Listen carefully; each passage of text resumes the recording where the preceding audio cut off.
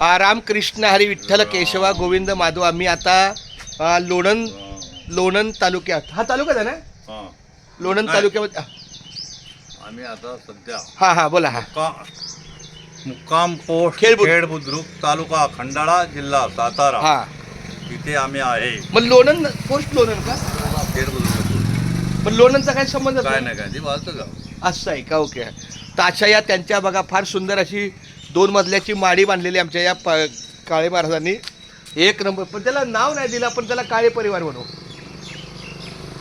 आणि या पद्धतीनं त्यांनी हे आपलं रामकृष्ण विठ्ठल केशवा गोविंद माधवा, अशा पद्धतीने त्याचं नामस्मरण चालू आहे. रामकृष्ण विठ्ठल केशवा गोविंद माधवा. हां, ही त्यांची बघा ही आठवण. म्हणजे त्यांना या ठिकाणी बघा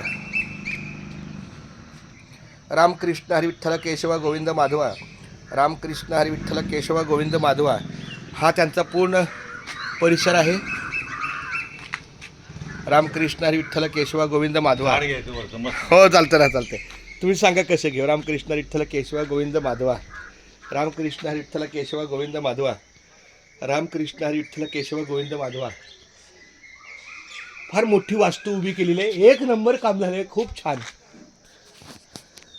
सगळं व्यवस्थित बांधून सगळं. इथं तुमचं वाडवड्यांचं काय घर होतं? नाही, खाली मोठा जागा आहे आमच्या तिकडे. मग इथं कधी हे काय केलं ती नवीन? जागा एक्स्ट्रा होती घरी असलेली. ती मोठी जागा आहे, मैदान आहे, मंदिर आहे, आड आहे. हा बस सांग. हा म्हणजे इथं तुमचं चांगलं बसताना आहे. हो मग. आणि हे तुम्हाला हवेशीर जगण्यासाठी लय भारी आहे.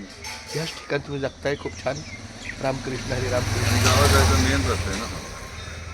आणि इथून डायरेक्ट मेन हायवे नाही याच रस्त्याला इकडे त्या खंडाळ रोडला ते आपण आत वळलं ते सरळ रस्ता खंडाळ रोड त्याला हवे. असं आहे का? हे गावातली एंट्री. चालतंय. रामकृष्ण हरी रामकृष्ण. महादेवाचं मंदिर आहे इथं, भैरवाचं आहे, नात्याचं जाताना खूप छान. रामकृष्ण हरी.